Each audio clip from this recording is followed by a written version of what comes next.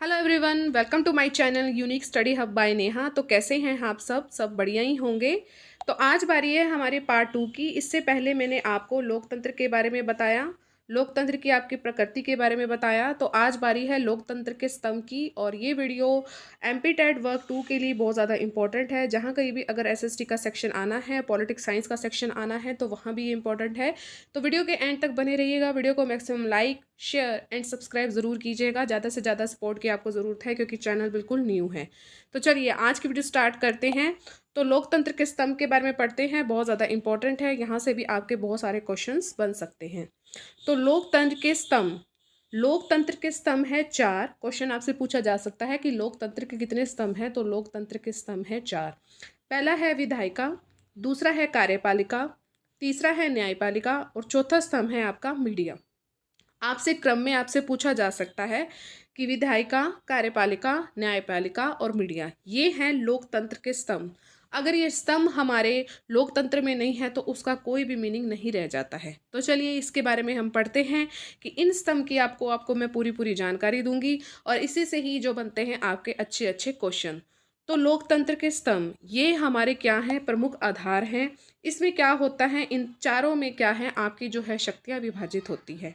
तो सबसे पहले हम बात करेंगे कि विधायिका की। विधायिका में क्या क्या होता है। तो विधायिका में गाइस किसी भी लोकतंत्र को कानून का निर्माण करना, कानून का अगर निर्माण करना है तो वो विधायिका के अंतर्गत होता है। विधायक इज इक्वल टू विधान, नियम या कानून। कहीं भी बात होगी, अगर कानून बन रहा है तो वहाँ विधायिका अपना जो है अपना कार्य कर रही है।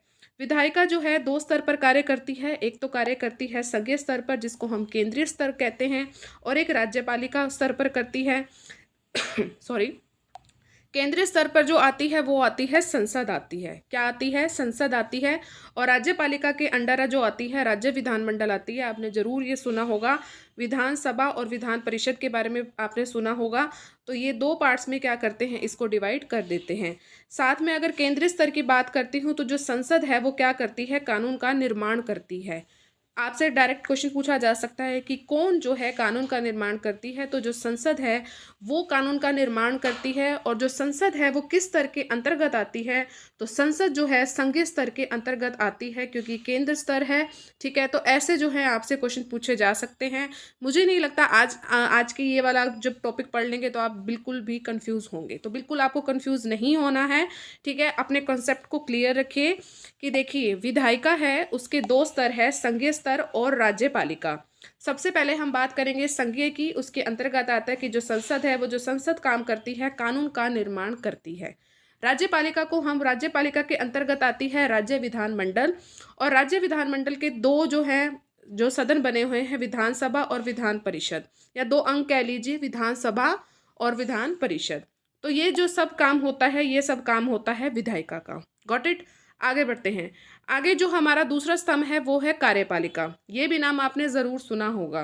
तो कार्यपालिका का क्या काम होता है, विधायिका द्वारा बनाए गए कानून को लागू करना। ठीक है, जो यहाँ पर कानून बन रहे हैं, कानून कौन बनाता है, कानून बनाती है संसद बनाती है, जो कि केंद्रीय स्तर पर या संघीय स्तर पर है। जो संसद है कानून का निर्माण करती है। तो यहाँ पर क्या होते हैं, कार्य में उसको लागू किया जाता है। जो भी कानून बना है तो कार्यपालिका क्या करती है, उस कानून को लागू करती है। लागू करने का काम किसका है, कार्यपालिका का। थर्ड स्तंभ है न्यायपालिका। न्यायपालिका भी है, इसके भी 2 स्तर बने हुए हैं, संघीय यानी केंद्रीय स्तर और राज्य स्तर। संघीय स्तर पर क्या आएगा, केंद्रीय स्तर पर क्या आएगा, सुप्रीम कोर्ट आता है। और राज्य स्तर पर क्या आता है, हाई कोर्ट आता है। आपने कभी कभी सुना होगा कि मान लो कि हमारी कोई दिक्कत हो गई है तो पहले हम जाते हैं हाई कोर्ट जाते हैं। हाई कोर्ट में अगर हमारी सुनवाई नहीं होती, क्योंकि अगर वो राज्य स्तर पर है, अगर हमारी सुनवाई नहीं होती है तो हम सुप्रीम कोर्ट की ओर तरफ जाते हैं। यहाँ पे जो हमें पूरा जस्टिस मिलने की पूरी उम्मीद होती है और यहाँ हमें जस्टिस मिल भी जाता है। राज्य स्तर पर अगर हमारी कोई जो है हमारी नीड को वो पूरा नहीं कर पा रहे, वो हमें जस्टिस नहीं दे पा रहे हैं, हमारे न्याय नहीं दे पा रहे हैं, तो हम जो है सुप्रीम कोर्ट की तरफ जाते हैं। ठीक है, तो न्यायपालिका के अंतर्गत क्या आता है, संघीय स्तर और राज्य स्तर। राज्य स्तर पर आता है हाई कोर्ट और संघीय स्तर पर आता है सुप्रीम कोर्ट। और चौथा स्तंभ है मीडिया। मीडिया के बारे में आप सबको पता ही है कि इसका क्या काम होता है। विधायिका और कार्यपालिका के द्वारा किए गए कार्यों की जांच करना। आ गया ना। न्यायपालिका कार्य क्या, मतलब ऐसे क्वेश्चन पूछा जा सकता है कि न्यायपालिका का क्या कार्य है। तो जो विधायिका जो कानून का निर्माण करती है और कार्यपालिका जो कानून को लागू करती है, इन दोनों के कार्यों की जो अगर जांच करनी है, जांच कौन करेगा? न्यायपालिका करेगी। ठीक है, चलिए आगे बढ़ते हैं। मुझे लगता है कि ये जो चारों स्तंभ हैं आपको आज जो है बिल्कुल अच्छे से याद हो गए होंगे, समझ भी आ गए होंगे। कोई क्वेश्चन बनता है तो आप आसानी से अब इसको क्रैक कर पाएंगे। चलिए देखिए, वही बात आ गई है कि अगर ये स्तंभ लोकतंत्र में नहीं होंगे तो वह उत्तम नहीं है। ये चारों स्तंभ होने लोकतंत्र में होने अनिवार्य हैं। अगर एक भी स्तंभ लोकतंत्र में नहीं है तो आप कैसे कह सकते हैं कि वो काम बढ़िया हो सकता है? अगर आप कोई काम कर रहे हैं, अगर उसमें मीडिया नहीं है तो आप कैसे है जो जन जन जन की तरफ, जो सामान्य लोग हैं उनकी तरफ उस चीज़ को आप पहुंचा पाएंगे? अखबारों के द्वारा पहुंचाते हैं, समाचार पत्रों के द्वारा पहुंचाते हैं, आके टेलीविजन के द्वारा पहुंचाते हैं, तो ये कार्य आप मीडिया के द्वारा ही करते हैं ना। अगर मान लीजिए कि कोई कानून का निर्माण ही नहीं करेगा तो कानून को लागू कैसे होगा? अगर ये नहीं होगा तो न्यायपालिका क्या काम करेगी? तो चारों के चारों स्तंभ ही आपके लिए बहुत ज़्यादा क्या है, ज़रूरी है, और यही क्या है, उत्तम है। ठीक है, केंद्रीय स्तर पर बनाए गए, बहुत इंपॉर्टेंट लाइन्स हैं ये, केंद्रीय स्तर पर बनाए गए जो कानून होते हैं वो पूरे देश पर लागू होते हैं। ठीक है, जो केंद्र स्तर पर जितने भी कानून बन रहे हैं, जो विधायिका बनाती है केंद्रीय स्तर पर, वो पूरे देश पर लागू होते हैं। लेकिन जहाँ कहीं भी अगर हम बात करते हैं राज्य स्तर की, तो उस पर जो कानून बनाए जाते हैं वो सिर्फ और सिर्फ राज्य की ही सीमा तक होते हैं। इसका एग्जाम्पल मैं आपको देती हूँ कि केंद्र स्तर पर है जो CBSE बोर्ड बनाया जाता है, ठीक है, तो उसको कोई भी कर सकता है, वो पूरे देश पर लागू होता है। CBSE बोर्ड की मैं यहाँ बात कर रही हूँ, वो केंद्र स्तर पर है, तो केंद्र स्तर पर CBSE बोर्ड है, आप सब इससे वाकिफ होंगे, तो वो पूरे देश पर लागू होता है। अब मान लीजिए कि मैं हरियाणा की बात करती हूँ कि वो राज्य स्तर पर है, HBSE बोर्ड हो गया, तो वो हरियाणा का बोर्ड हो गया, तो वो सिर्फ हरियाणा में ही लागू होगा, ना कि पंजाब में उसको हम लागू करने लग जाएंगे। ठीक है, ना हम मध्य प्रदेश में उसको लागू करने लग जाएंगे। अगर वो उस राज्य का ही है, हरियाणा राज्य का है, तो वो सिर्फ सीमित है, उसकी सीमा जो है सीमित है, वो हरियाणा बोर्ड तक ही रहेगा। लेकिन अगर सेंट्रल की बात करते हैं, CBSE बोर्ड की बात करते हैं, तो वो हमारे पूरे देश पर लागू होता है। Got it? मुझे लगता है अब आपका जो कन्फ्यूज़न दूर हो गया होगा। हम आगे बढ़ते हैं। क्वेश्चन आता है कि भारत में विधायिका की भूमिका कौन निभाता है? तो जो संसद ही निभाता है ना, संसद के पास ही सारे कार्य होते हैं। ठीक है, तो जो विधायिका की भूमिका कौन निभाता है? संसद निभाता है। चलिए संसद के बारे में थोड़ा और जानते हैं। संसद जो है, इसको हम इंग्लिश में कहते हैं पार्लियामेंट कहते हैं। संसद के 2 सदन होते हैं, ये आपने पढ़ा होगा। संसद के 2 सदन होते हैं, इसमें से आपके 2 क्वेश्चन बन जाएंगे। संसद के 2 सदन होते हैं, एक तो होता है लोकसभा और एक होता है राज्यसभा। जो लोकसभा होता है वो होता है निम्न सदन होता है, और जो राज्यसभा होता है वो उच्च सदन होता है। ठीक है, लोकसभा को कहते हैं हम लोगों की सभा। क्वेश्चन आ सकता है कि लोकसभा का आपको शाब्दिक अर्थ बताना है या अर्थ बताना है, तो आप क्या कहेंगे? लोगों की सभा। और राज्यसभा का अगर आपको अर्थ बताना हो तो आप क्या कहेंगे? राज्यों की सभा। ठीक है, तो संसद का ये कार्य है। संसद के आपके 2 सदन मैंने आपको बता दिए हैं। तो अब बात करेंगे हम राज्य विधानमंडल की, जो मैंने आपको यहाँ पे करवाया था। तो राज्य विधानमंडल के 2 सदन हैं, विधानसभा और विधान परिषद। ये भी आपने ज़रूर पढ़ा होगा, विधानसभा और विधान परिषद। राज्य विधानमंडल जो है ना, वो सभी राज्यों में क्या दिखाती है? असमानता दिखाती है। बहुत बहुत बहुत इंपॉर्टेंट है ये, कि राज्य विधान जो मंडल है वो सभी राज्यों में क्या दिखाती है? असमान दिखाई देती है। 31 राज्य हैं, ठीक है, उसमें से जो 6 राज्य हैं वो क्या हैं? वो द्विसदनीय हैं, यानी कि आपको वहाँ पर विधानसभा भी दिखेगी और विधान परिषद भी दिखेगी।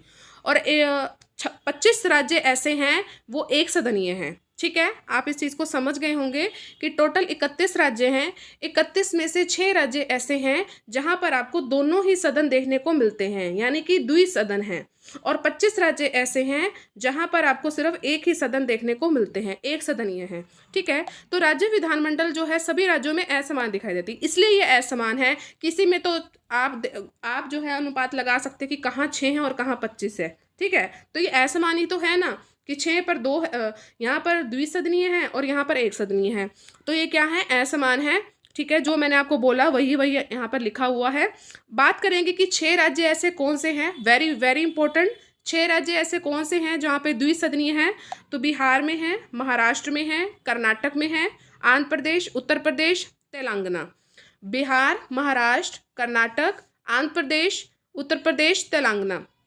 और 25 राज्य ऐसे कौन से हैं कि जो एक सदनीय है? सभी राज्यों के नाम लिखना नहीं है। अब जो बाकी बच गए हैं, पंजाब, हरियाणा और बाकी राज्य जितने बच गए हैं, वो एक सदनीय विधानमंडल है। ठीक है, तो मुझे लगता है कि आपको ये समझ आ गया होगा। बहुत ज़्यादा इंपॉर्टेंट है। अगर समझ नहीं आया तो वीडियो को दोबारा देखिए, बहुत ज़्यादा इंपॉर्टेंट है। यहीं पर अपना कन्फ्यूज़न दूर कर लीजिए। तो कैसी लगी आज की वीडियो? तो आज मैंने आपको विधायिका के बारे में पढ़ाया है, कल मैं आपको कार्यपालिका के बारे में पढ़ा दूंगी। कल वीडियो डल जाएगी। और इसके बाद जो है न्यायपालिका का तो काम यही होता है ना कि दोनों के काम को देखना, तो इसमें इतना कुछ खास नहीं है। कार्यपालिका जो है कल मैं आपको करवा दूंगी। और उसके बाद जो है हमारा जो है भारत की राज्य व्यवस्था यानी कि संविधान जो है फटाफट हम स्टार्ट कर देंगे। संविधान बहुत ज़्यादा इंपॉर्टेंट है। ठीक है, तो मुझे बताइए आपको ये आज की वीडियो कैसी लगी। कमेंट सेक्शन में अपना फीडबैक ज़रूर देंगे। अब आपका काम क्या बनता है? Maximum like, share and subscribe करने का। सब्सक्राइब का रेड बटन उसको ज़रूर प्रेस कीजिए और ऑल पर आपने ज़रूर क्लिक करना है। ठीक है, तभी आपको मेरे चैनल पर जितनी भी वीडियोस डलेंगी उसकी नोटिफिकेशन आपको टाइम टू टाइम मिलती रहेगी। साथ में मैं अब आपको ईवीएस का सेक्शन भी करवाऊंगी। आपको जैसे कि प्रश्न पहले करवा दे और उसके साथ ही जो है आपको मैं उसका जो है डेफिनेशन भी दूंगी। ठीक है, अच्छे से अच्छा कंटेंट आपको दूंगी, मगर वो भी हैंड रिटन ही होगा। ठीक है, तो मिलेंगे अपनी नेक्स्ट वीडियो में अच्छे जो है अच्छे कंटेंट के साथ। साथ में टेट एग्जाम स्टडी को भी आप सब्सक्राइब करेंगे ही। वहाँ पर भी मैं आपको अच्छी अच्छी एमसीक्यूज़ करवा रही हूँ और वहाँ पे मैं आपको हिस्ट्री भी करवा रही हूँ। ठीक है, हिस्ट्री भी आप साथ साथ करती रहिए। यहाँ पे मैं आपको पोल साइंस करवा रही हूँ। ठीक है, तो मिलेंगे अपनी नेक्स्ट वीडियो में। Till then thank you so much for watching. Bye bye guys and take care.